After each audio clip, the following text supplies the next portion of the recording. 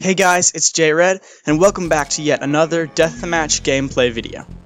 Now, this game is a really interesting game because it's a sudden death deathmatch, and what this means is that if I lose my town center, I will lose the game. It also means that I can't build more town centers, which means I can't boom in a deathmatch game. I'm playing as the Goths, and my enemies are the Mongols.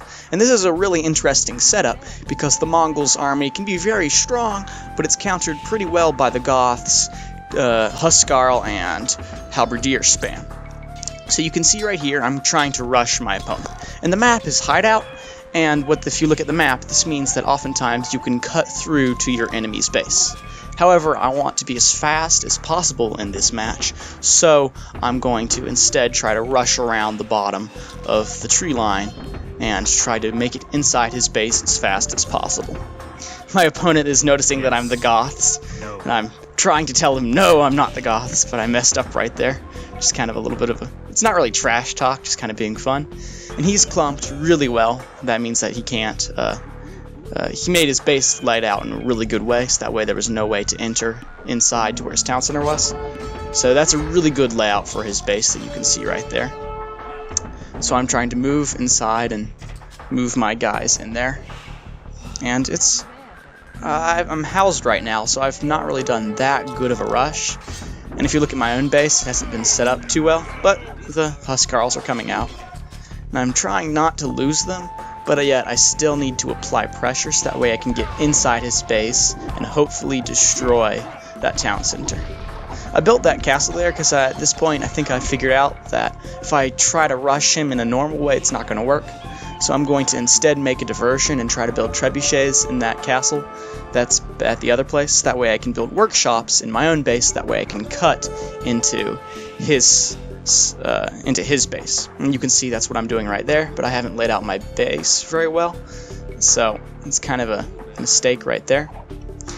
And he's had a really bad mistake here of letting his onagers go out of position.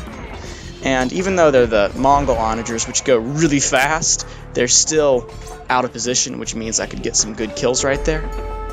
And I'm actually playing this game on the Voobly edition of Age of Empires, and that's because this was actually a community game hosted by Nobody AoE. He's a Twitch streamer, so I suggest that you go check him out. I play on his community games pretty often. And he hosts deathmatch community games every now and then, which is one reason I really like to watch it and play in them. And we're doing it on Voobly, so that way we can play this sudden death game mode. I'm kind of looking around, trying to get a little bit of an economy up, but I'm not doing it very fast, and it's kind of I should have probably not been focusing that much on that, because I can't build town centers. So right here, I'm just trying to kill villagers. I killed some villagers that were building some other castles. That's really important. And that's really actually important, because that keeps them from getting some defenses up. At this point, I'm just trying to get my villagers not to be idle. I'm making some onagers, so that way I can cut through, because this is the Wool of Low Kingdoms version, meaning it's the HD expansions in Voobly, which means that onagers can cut trees in this version of the game. And it's not working. It's working okay, but I needed to get more onagers out before I do this.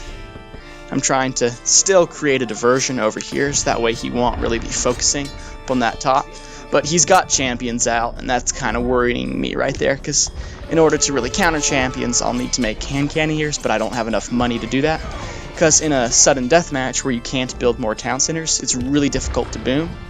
And that means that I basically have two choices. I can either try to outlast my opponent's army and try to make him waste resources, or I can try to spend as much resources as possible and win before I run out of resources. And because I'm the Goths, I have an advantage if I try to do this, so that's what I'm doing.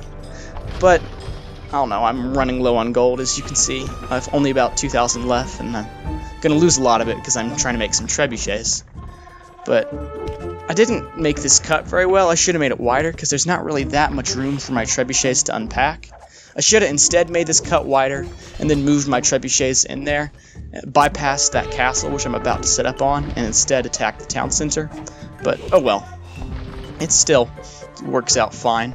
You can see I had to delete that mining camp because there was a bunch of that created some traffic, I guess you could say. and he's seeing it, and I know that this is bad because he's trying to attack it with onagers. But fortunately, he's not protecting them. And oh, that's some big onager shots.